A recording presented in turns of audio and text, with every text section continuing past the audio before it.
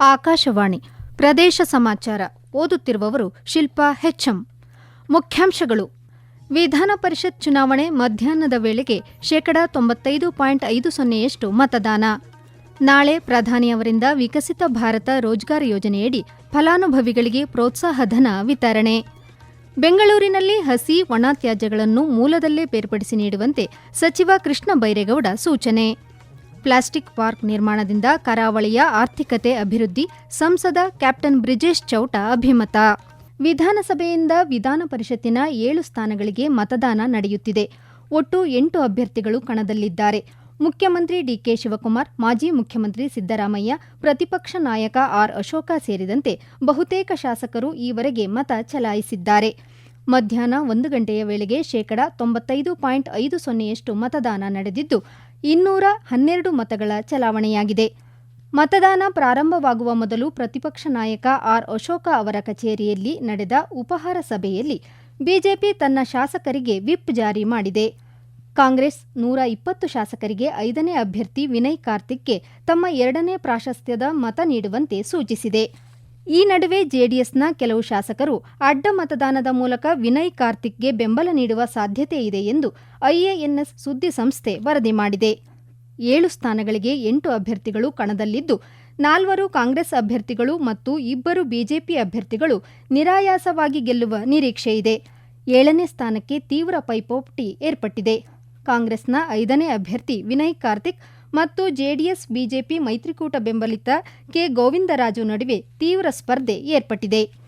ಜೆಡಿಎಸ್ನ ಹಿರಿಯ ಶಾಸಕ ಜಿಟಿ ದೇವೇಗೌಡ ಮತ ಚಲಾಯಿಸಿದ ಬಳಿಕ ಮಾತನಾಡಿ, ಆತ್ಮಸಾಕ್ಷಿಯಂತೆ ಮತ ಚಲಾಯಿಸಿರುವುದಾಗಿ ತಿಳಿಸಿದ್ದಾರೆ.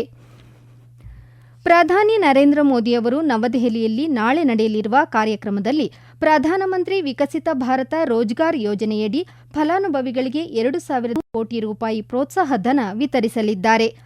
ರಾಜ್ಯದ ದಕ್ಷಿಣ ಕನ್ನಡ, ಚಿಕ್ಕಮಗಳೂರು, ಚಿತ್ರದುರ್ಗ, ಬಳ್ಳಾರಿ, ಕಲಬುರಗಿ, ಹುಬ್ಬಳ್ಳಿ, ಬೆಳಗಾವಿ, ಮೈಸೂರು, ರಾಯಚೂರು, ಶಿವಮೊಗ್ಗ ಹಾಗೂ ಉಡುಪಿ ಜಿಲ್ಲೆಗಳಲ್ಲಿ ಕಾರ್ಯಕ್ರಮ ನಡೆಯಲಿದೆ. ಈ ಯೋಜನೆಯು ಮೊದಲ ಬಾರಿಗೆ ಉದ್ಯೋಗಿಗಳಿಗೆ 15,000 ರೂಪಾಯಿವರೆಗೆ ಮತ್ತು ಪ್ರತಿ ಹೆಚ್ಚುವರಿ ನೇಮಕಾತಿಗೆ ಉದ್ಯೋಗದಾತರಿಗೆ ತಿಂಗಳಿಗೆ 3,000 ರೂಪಾಯಿವರೆಗೆ ಪ್ರೋತ್ಸಾಹಧನ ನೀಡಲಿದೆ.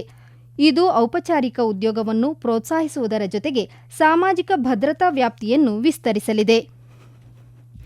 ಬೆಂಗಳೂರಿನಲ್ಲಿ ಹಸಿ ಒಣ ತ್ಯಾಜ್ಯಗಳನ್ನು ಮನೆಗಳಲ್ಲೇ ಜನರೇ ಬೇರ್ಪಡಿಸಿ ಕಸದ ಗಾಡಿಗೆ ನೀಡಬೇಕು ಎಂದು ಗ್ರೇಟರ್ ಬೆಂಗಳೂರು ಅಭಿವೃದ್ಧಿ ಸಚಿವ ಕೃಷ್ಣ ಬೈರೇಗೌಡ ತಿಳಿಸಿದ್ದಾರೆ. ಕಸದ ಗಾಡಿಗಳು ತ್ಯಾಜ್ಯಗಳನ್ನು ಬೇರ್ಪಡಿಸಿಯೇ ಘಟಕಗಳಿಗೆ ತಲುಪಿಸಬೇಕು ಎಂದು ಹೇಳಿದ್ದಾರೆ. ವ್ಯವಸ್ಥೆಯ ಅಡಿಪಾಯದಿಂದಲೇ ಬದಲಾವಣೆ ತರುವ ದೂರದೃಷ್ಟಿ ಯೋಜನೆ ಇಲ್ಲದೆ ಕಸದ ಸಮಸ್ಯೆ ಶಾಶ್ವತ ಪರಿಹಾರ ಸಾಧ್ಯವಿಲ್ಲ ಎಂದು ಅಭಿಪ್ರಾಯಪಟ್ಟಿದ್ದಾರೆ. ರಾಜಕೀಯ ಪಕ್ಷಗಳು ರೆಸಾರ್ಟ್ ಸಂಸ್ಕೃತಿಯನ್ನು ಕೊನೆಗೊಳಿಸಬೇಕೆಂದು ಬಿಜೆಪಿ ಮುಖಂಡ ಸುರೇಶ್ ಕುಮಾರ್ ಒತ್ತಾಯಿಸಿದ್ದಾರೆ. ಬೆಂಗಳೂರಿನಲ್ಲಿಂದು ಸುದ್ದಿಗಾರರೊಂದಿಗೆ ಮಾತನಾಡಿದ ಅವರು, ಇದು ಮತದಾರರಿಗೆ ತಪ್ಪು ಸಂದೇಶಗಳನ್ನು ರವಾನಿಸುತ್ತದೆ ಎಂದು ತಿಳಿಸಿದ್ದಾರೆ. ರಾಜ್ಯದಲ್ಲಿ ಪ್ರತಿಯೊಂದು ರಾಜಕೀಯ ಪಕ್ಷಗಳು ರೆಸಾರ್ಟ್ ಸಂಸ್ಕೃತಿ ಕೊನೆಗೊಳ್ಳಬೇಕು ಎಂದು ಆಗ್ರಹಿಸಿದ್ದಾರೆ. ಇದೇ ವೇಳೆ ಬಿಜೆಪಿಯ 2 ಅಭ್ಯರ್ಥಿಗಳು ಗೆಲುವು ಸಾಧಿಸಲಿದ್ದಾರೆ ಎಂದು ವಿಶ್ವಾಸ ವ್ಯಕ್ತಪಡಿಸಿದ್ದಾರೆ. ಬಡತನ ನಿರ್ಮೂಲನೆಗೆ 81 ಕೋಟಿಗೂ ಹೆಚ್ಚು ಜನರಿಗೆ ಉಚಿತ ಆಹಾರಧಾನ್ಯ ವಿತರಣೆ ಸೇರಿದಂತೆ ಹಲವು ಸಾಮಾಜಿಕ ಹಾಗೂ ಆರ್ಥಿಕ ಕಾರ್ಯಗಳ ಮೂಲಕ ಪ್ರಧಾನಿ ನರೇಂದ್ರ ಮೋದಿ ನೇತೃತ್ವದ ಸರ್ಕಾರ ಆಡಳಿತ ನಡೆಸಿದೆ ಎಂದು ಕೇಂದ್ರ ಸಚಿವ ವಿ ಸೋಮಣ್ಣ ತಿಳಿಸಿದ್ದಾರೆ. ಪಿಎಂ ಉಜ್ವಲ ಯೋಜನೆಯಡಿಯಲ್ಲಿ 11 ಕೋಟಿ ಎಲ್ಪಿಜಿ ಸಿಲಿಂಡರ್ ನೀಡುವ ಮೂಲಕ ಹೊಗೆ ಮುಕ್ತ ಅಡುಗೆಗೆ ಪ್ರೋತ್ಸಾಹಿಸಲಾಗಿದೆ. 15,000 ಕೋಟಿ ಸಾಲವನ್ನು ಪರಿಶಿಷ್ಟ ಜಾತಿ ಹಾಗೂ ವರ್ಗದ ಉದ್ದಿಮೆದಾರರಿಗೆ ನೀಡಲಾಗಿದೆ. ರೈತರ ಖಾತೆಗೆ ಇದುವರೆಗೆ 4.3 ಲಕ್ಷ ಕೋಟಿ ರೂಪಾಯಿ ನೆರವು ನೀಡಲಾಗಿದೆ. ದೇಶದ ಮೂಲಸೌಕರ್ಯಕ್ಕೆ ಹೂಡಲಾಗಿರುವ ಬಂಡವಾಳ 2 ಲಕ್ಷ ಕೋಟಿಯಿಂದ 12 ಲಕ್ಷ ಕೋಟಿಗೆ ಏರಿಕೆಯಾಗಿದೆ ಎಂದು ತಿಳಿಸಿದ್ದಾರೆ. ಪ್ರದೇಶ ಸಮಾಚಾರ ಕೇಳುತ್ತಿದ್ದೀರಿ. ನಮ್ಮ ಎಲ್ಲಾ ರಾಷ್ಟ್ರೀಯ ವಾರ್ತೆಗಳು ಹಾಗೂ ಪ್ರದೇಶ ಸಮಾಚಾರ ಈಗ ಆಕಾಶವಾಣಿ ನ್ಯೂಸ್ ಕನ್ನಡ ಯೂಟ್ಯೂಬ್ ಚಾನೆಲ್ನಲ್ಲಿ ಲಭ್ಯ. ನಮ್ಮ ಎಕ್ಸ್ ಖಾತೆ ಮತ್ತು ಇನ್ಸ್ಟಾಗ್ರಾಂ ಖಾತೆ ಆಕಾಶವಾಣಿ ನ್ಯೂಸ್ ಕನ್ನಡ. ಹೆಚ್ಚಿನ ಮಾಹಿತಿಗಾಗಿ ನಮ್ಮ ಫೇಸ್ಬುಕ್ ಖಾತೆ AIR ಕನ್ನಡ ನ್ಯೂಸ್ ಅನುಸರಿಸಿ. ಮಾಹಿತಿಯ ಹೂರಣ ವಾರದ ಕಾರ್ಯಕ್ರಮ ಪ್ರಚಲಿತ ವಿದ್ಯಮಾನ ಪ್ರತಿ ಬುಧವಾರ 9:15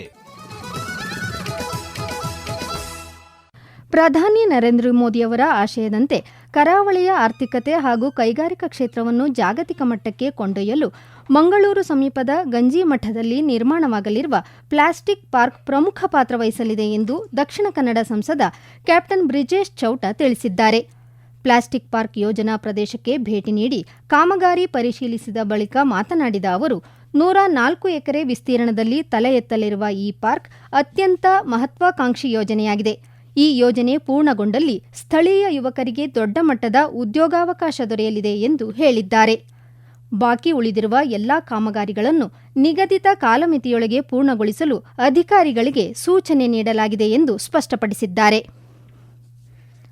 ಮುಂಬರುವ ದಿನಗಳಲ್ಲಿ ಯಾವುದೇ ಗ್ರಾಮದಲ್ಲೂ ಕುಡಿಯುವ ನೀರಿನ ಅಭಾವ ಉಂಟಾಗದಂತೆ ಮುಂಜಾಗ್ರತೆ ವಹಿಸಬೇಕು ಎಂದು ಕೋಲಾರ ಜಿಲ್ಲಾ ಪಂಚಾಯತ್ ಮುಖ್ಯ ಕಾರ್ಯನಿರ್ವಾಹಕ ಅಧಿಕಾರಿ ಡಾ ಪ್ರವೀಣ್ ಪಿ ಬಾಗೇವಾಡಿ ಎಚ್ಚರಿಕೆ ನೀಡಿದ್ದಾರೆ.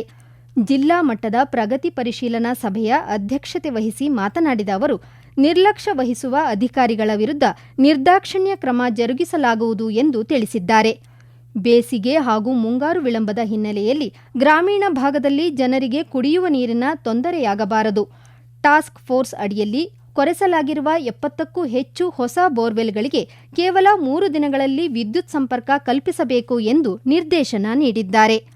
ಯೋಜನೆಗಳು ಜನರಿಗೆ ತಲುಪುವಲ್ಲಿ ವಿಳಂಬವಾದರೆ ಸಹಿಸುವುದಿಲ್ಲ ಎಂದು ಅಧಿಕಾರಿಗಳನ್ನು ತರಾಟೆಗೆ ತೆಗೆದುಕೊಂಡಿದ್ದಾರೆ. ಮುಂಗಾರು ಮಳೆ ಆರಂಭವಾಗುವ ಮುನ್ನ ಶಾಲಾ ಕಟ್ಟಡಗಳು ಹಾಗೂ ಅಂಗನವಾಡಿ ಕೇಂದ್ರಗಳ ಸುರಕ್ಷತೆಯನ್ನು ಖಚಿತಪಡಿಸಿಕೊಳ್ಳುವುದು ಅತ್ಯಗತ್ಯ ಎಂದು ತಿಳಿಸಿದ್ದಾರೆ. ಇದೇ ಭಾನುವಾರ ದೇಶದಾದ್ಯಂತ ರಾಷ್ಟ್ರೀಯ ಅರ್ಹತೆ ಮತ್ತು ಪ್ರವೇಶ ಪರೀಕ್ಷೆ ನೀಟ್ ನಡೆಯಲಿದೆ. ಹಾವೇರಿ ಜಿಲ್ಲೆಯ 5 ಪರೀಕ್ಷಾ ಕೇಂದ್ರಗಳಲ್ಲಿ ಯಾವುದೇ ಲೋಪವಾಗದಂತೆ ಎಚ್ಚರಿಕೆ ವಹಿಸುವಂತೆ ಅಧಿಕಾರಿಗಳಿಗೆ ಸೂಚಿಸಲಾಗಿದೆ ಎಂದು ಜಿಲ್ಲಾಧಿಕಾರಿ ಡಾ ವಿಜಯ ಮಹಾಂತೇಶ ದಾನಮ್ಮನವರ ತಿಳಿಸಿದ್ದಾರೆ. ಜಿಲ್ಲೆಯ 2532 ಅಭ್ಯರ್ಥಿಗಳು ಪರೀಕ್ಷೆ ಎದುರಿಸಲಿದ್ದಾರೆ. ಈಗಾಗಲೇ ಪರೀಕ್ಷಾ ಪೂರ್ವ ತಯಾರಿ ಮಾಡಿಕೊಳ್ಳಲಾಗಿದೆ. ಪರೀಕ್ಷಾ ಕೇಂದ್ರಗಳಲ್ಲಿ ಯಾವುದೇ ಅಹಿತಕರ ಘಟನೆಗಳಿಗೆ ಅವಕಾಶ ನೀಡದಂತೆ ಅಧಿಕಾರಿಗಳಿಗೆ ಸೂಚಿಸಲಾಗಿದೆ. ನೀಟ್ ಪರೀಕ್ಷೆ ಪಾರದರ್ಶಕವಾಗಿ ಶಾಂತಿಯುತವಾಗಿ ನಡೆಯಲು ಬಿಗಿ ಪೊಲೀಸ್ ಬಂದೋಬಸ್ತ್ ವ್ಯವಸ್ಥೆ ಮಾಡಲಾಗಿದೆ ಎಂದು ಅವರು ಮಾಹಿತಿ ನೀಡಿದ್ದಾರೆ. ಭಾರತೀಯ ರೈಲ್ವೆ ಈಗ ದಿವ್ಯಾಂಗ ಪ್ರಯಾಣಿಕರಿಗೆ ನೀಡುವ ರೈಲ್ವೆ ರಿಯಾಯಿತಿ ಫೋಟೋ ಗುರುತಿನ ಚೀಟಿ ನೀಡಿಕೆ ಮತ್ತು ನವೀಕರಣವನ್ನು ಸೌಲಭ್ಯವನ್ನು ಇನ್ನು ಮುಂದೆ ಸಂಪೂರ್ಣ ಆನ್ಲೈನ್ ಮೂಲಕ ಪಡೆಯಬಹುದಾಗಿದೆ ಎಂದು ರೈಲ್ವೆ ಸಲಹಾ ಸಮಿತಿ ಮಾಜಿ ಸದಸ್ಯ ಡಾ ಬಾಬುರಾವ್ ತಿಳಿಸಿದ್ದಾರೆ. ಆನ್ಲೈನ್ನಲ್ಲಿ ಅರ್ಜಿ ಸಲ್ಲಿಕೆ, ದಾಖಲೆ ಅಪ್ಲೋಡ್, ಸ್ಥಿತಿ ಪರಿಶೀಲನೆ, ಅನುಮೋದಿತ ಕಾರ್ಡ್ ಡೌನ್ಲೋಡ್ ಎಲ್ಲವೂ ಡಿಜಿಟಲೀಕರಣ ಮಾಡಲಾಗಿದೆ. ಅರ್ಹರಾದ ದಿವ್ಯಾಂಗ ಪ್ರಯಾಣಿಕರು ಆನ್ಲೈನ್ ಅರ್ಜಿ ಸಲ್ಲಿಸಲು ದಿವ್ಯಾಂಗ್ ಜಾನಿದ್ ಇಂಡಿಯನ್ ರೇಲ್ .gov.in ನಲ್ಲಿ ಅರ್ಜಿ ಸಲ್ಲಿಸಬಹುದಾಗಿದೆ. ಈಗ ಸಂಕ್ಷಿಪ್ತ ಸುದ್ದಿಗಳು. ಸಾರ್ವಜನಿಕ ಸೇವೆಗಳಲ್ಲಿ ವಿಳಂಬ ಧೋರಣೆ ಹಾಗೂ ಸಿಬ್ಬಂದಿಗಳ ಬೇಜವಾಬ್ದಾರಿತನಕ್ಕೆ ಕಡಿವಾಣ ಹಾಕಲು ಜಿಲ್ಲಾಧಿಕಾರಿ ಡಾ ಎಂಆರ್ ರವಿ ಕೋಲಾರ ನಗರಸಭೆ ಕಚೇರಿಗೆ ಇಂದು ದಿಢೀರ್ ಭೇಟಿ ನೀಡಿ ಕಚೇರಿಯ ಕಾರ್ಯವೈಖರಿ ಹಾಗೂ ಸಿಬ್ಬಂದಿಗಳ ಹಾಜರಾತಿ ತಪಾಸಣೆ ನಡೆಸಿದರು. ರೈತರು ಮತ್ತು ಹೈನು ಉತ್ಪಾದಕರು ಜಾನುವಾರುಗಳ ತುರ್ತು ಚಿಕಿತ್ಸೆಗಾಗಿ ಪಶು ಸಂಜೀವಿನಿ ಯೋಜನೆಯ ಸದುಪಯೋಗ ಪಡಿಸಿಕೊಳ್ಳಬೇಕು ಎಂದು ದಾವಣಗೆರೆ ಜಿಲ್ಲಾಧಿಕಾರಿ ಜಿಎಂ ಗಂಗಾಧರ ಸ್ವಾಮಿ ತಿಳಿಸಿದ್ದಾರೆ. ಮೂಲದಲ್ಲಿಯೇ ತ್ಯಾಜ್ಯವನ್ನು ವಿಂಗಡಿಸುವ ಮೂಲಕ ಘನತ್ಯಾಜ್ಯ ಸಂಗ್ರಹಣೆ, ವಿಂಗಡಣೆ ಹಾಗೂ ವಿಲೇವಾರಿಯನ್ನು ವೈಜ್ಞಾನಿಕವಾಗಿ ಹಾಗೂ ಹೆಚ್ಚು ಪರಿಣಾಮಕಾರಿಯಾಗಿ ನಿರ್ವಹಿಸುವ ಮೂಲಕ ಗ್ರಾಮ ಪಂಚಾಯಿತಿಗಳು ಕಾರ್ಯೋನ್ಮುಖವಾಗಬೇಕಿದೆ ಎಂದು ಬೆಂಗಳೂರು ಗ್ರಾಮಾಂತರ ಜಿಲ್ಲಾ ಪಂಚಾಯಿತಿ ಮುಖ್ಯ ಕಾರ್ಯನಿರ್ವಾಹಕ ಅಧಿಕಾರಿ ಡಾ ಬಿವಿ ವಾಸಂತಿ ಅಮರ್ ತಿಳಿಸಿದ್ದಾರೆ. ಈಗ ಕೊನೆಯಲ್ಲಿ ಮತ್ತೊಮ್ಮೆ ಮುಖ್ಯಾಂಶಗಳು. ವಿಧಾನ ಪರಿಷತ್ ಚುನಾವಣೆ ಮಧ್ಯಾಹ್ನದ ವೇಳೆಗೆ 95.50% ಮತದಾನ. ನಾಳೆ ಪ್ರಧಾನಿಯವರಿಂದ ವಿಕಸಿತ ಭಾರತ ರೋಜ್ಗಾರ್ ಯೋಜನೆಯಡಿ ಫಲಾನುಭವಿಗಳಿಗೆ ಪ್ರೋತ್ಸಾಹ ಧನ ವಿತರಣೆ. ಬೆಂಗಳೂರಿನಲ್ಲಿ ಹಸಿ ಒಣ ತ್ಯಾಜ್ಯಗಳನ್ನು ಮೂಲದಲ್ಲೇ ಬೇರ್ಪಡಿಸಿ ನೀಡುವಂತೆ ಸಚಿವ ಕೃಷ್ಣ ಬೈರೇಗೌಡ ಸೂಚನೆ. ಪ್ಲಾಸ್ಟಿಕ್ ಪಾರ್ಕ್ ನಿರ್ಮಾಣದಿಂದ ಕರಾವಳಿಯ ಆರ್ಥಿಕತೆ ಅಭಿವೃದ್ಧಿ, ಸಂಸದ ಕ್ಯಾಪ್ಟನ್ ಬ್ರಿಜೇಶ್ ಚೌಟ ಅಭಿಮತ. ಇಲ್ಲಿಗೆ ಪ್ರದೇಶ ಸಮಾಚಾರ ಮುಗಿಯಿತು.